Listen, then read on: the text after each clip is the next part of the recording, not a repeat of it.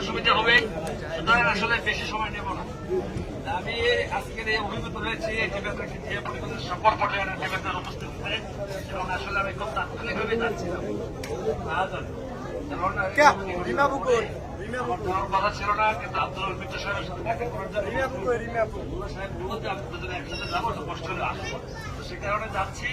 আমি আপনাদের সবার কাছে দোয়া চাই, এবং জেলা বিএনপির এই কমিটি, নবগঠিত কমিটি, সকলে আমরা